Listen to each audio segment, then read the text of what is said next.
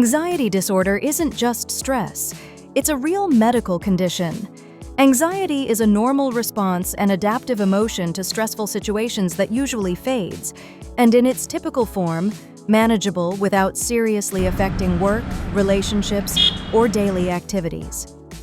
An anxiety disorder, in contrast, is when worry or fear is excessive, persistent, disproportionate to actual threats, causing significant distress or interfering with daily life. Anxiety disorder is often accompanied by physical symptoms such as palpitations, sweating, tremors, gastrointestinal upset, and sleep disturbance. There are different forms of anxiety disorder. Generalized anxiety disorder, or GAD, is persistent, excessive, and uncontrollable worry about multiple aspects of life, lasting for at least 6 months. Panic disorder is characterized by sudden, recurrent episodes of overwhelming fear, accompanied by physical symptoms such as palpitations, chest tightness, or shortness of breath. Social anxiety disorder is an intense fear of social or performance situations due to concerns about embarrassment or negative judgment, often resulting in avoidance or significant distress. These symptoms must be present for at least 6 months and cause significant functional impairment. Specific phobia is an excessive and irrational fear of a particular object or situation, such as heights, animals, or flying, that provokes immediate anxiety and avoidance.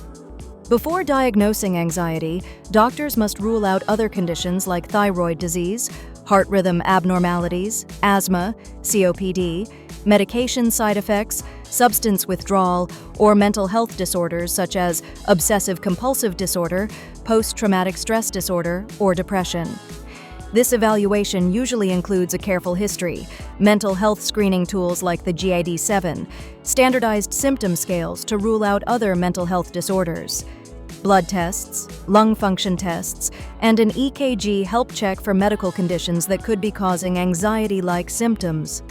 Thyroid function tests rule out hyperthyroidism, which can cause anxiety-like symptoms such as tremors, palpitations, and weight loss. Toxicology screen detects stimulant or substance use such as cocaine, amphetamines, alcohol use disorder, caffeine, and withdrawal states that may mimic or worsen anxiety.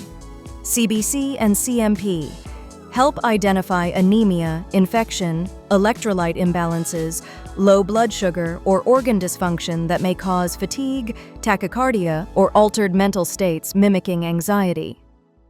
Pheochromocytoma is a rare adrenal gland tumor that can cause anxiety-like attacks with headaches, palpitations, sweating, and high blood pressure, and doctors check for it with blood or urine tests for stress hormones called metanephrines. An EKG helps rule out cardiac causes of anxiety-like symptoms, such as arrhythmias or ischemia, that can mimic panic or anxiety attacks.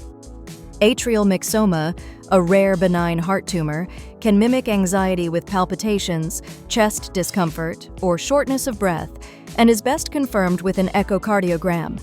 Lung function tests help rule out asthma or COPD, which can cause shortness of breath, chest tightness, and wheezing that may be mistaken for anxiety. Managing anxiety is holistic, involving lifestyle changes, therapy, and sometimes medication. Cognitive behavioral therapy, or CBT, helps patients identify and change anxious thought patterns and avoidance behaviors, providing long-term coping strategies. SSRIs and SNRIs are often the first-line drugs in treatment of anxiety. They help calm worry and panic by restoring balance in brain chemicals. They usually take a few weeks to start working, and some people may notice side effects like nausea, trouble sleeping, or low sex drive at first, so doctors monitor closely to keep treatment safe. Benzodiazepines provide rapid relief of severe anxiety or panic attacks, but should be used short-term, usually less than 4 to 6 weeks, due to risks of dependence, tolerance, and withdrawal.